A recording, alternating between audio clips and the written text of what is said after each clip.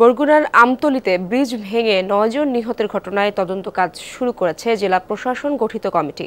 উপজেলার বিভিন্ন খালের ওপর আরও অনেকগুলো লোহার ব্রিজ ঝুঁকিপূর্ণ অবস্থায় রয়েছে বলে জানিয়েছে স্থানীয়রা। এসব সেতু ঝুঁকিপূর্ণ হয়ে পড়ার কারণ হিসেবে নিম্নমানের কাজকে দুষছেন তারা।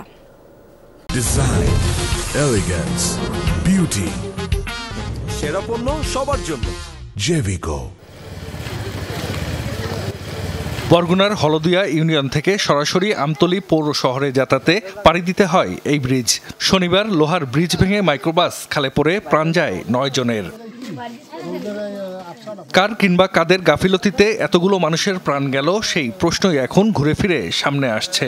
স্থানীয়রা বলছেন ব্রিজটি দীর্ঘদিন ধরেই ঝুঁকিপূর্ণ ছিল। সতর্কীকরণ সাইনবোর্ড টানিয়ে দেয় এলজিইডি। হালকা যানবাহন ছাড়া অন্য গাড়ি যেন চলাচল করতে না পারে সেজন্য ব্রিজে ওঠার মুখে দুপাশে গাছের গুঁড়ি ও লোহার অ্যাঙ্গেলও পুঁতে রাখে এলাকাবাসী। তবে সেগুলো তুলে ফেলে মাহেন্দ্র ও ট্রলি চালকরা, এমন অভিযোগ স্থানীয়দের। উপর অ্যাঙ্গেল দেওয়া হয়েছে যাতে বড় গাড়ি ওঠানামা না করতে পারে। তো উপরের কিছু লোক টলি চালায়, তারা আর কি এই অ্যাঙ্গেলটা সরাইয়া তারা গাড়ি আনতে নিতে স্থানীয় লোকে বন্ধ করে দিস পর যারা টলি চালায় হ্যাঁ রাইডারে উড়ে হেলাইছে। মাইক্রো ড্রাইভার তো দূরের, হে হলে বরিশালের দূরের, হেজানে এই ঝুঁকিপূর্ণ। আমতলী উপজেলার বিভিন্ন খালের ওপর দেখা মেলে এ ধরনের লোহার ব্রিজের অনেকগুলোতেই টানানো আছে ঝুঁকিপূর্ণ সাইনবোর্ড। স্থানীয়রা বলছেন নির্মাণের 8-10 বছরের মধ্যেই ঝুঁকিপূর্ণ হয়ে পড়ে এসব ব্রিজ। এজন্য নিম্নমানের কাজকে দুষছেন তারা।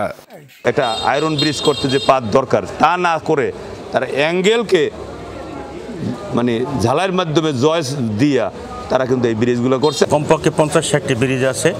এই ঝুঁকিপূর্ণ এই ব্রিজগুলো অতি দ্রুত নূতন না করলে সকল ইউনিয়নের সাথে যোগাযোগ বিচ্ছিন্ন হয়ে যাবে আমতলী উপজেলার সাথে। এলজিইডির উপজেলা প্রকৌশলীর দাবি, লবণাক্ততা সহ নানা কারণে অনেকগুলো লোহার ব্রিজ ঝুঁকিপূর্ণ হয়ে পড়েছে।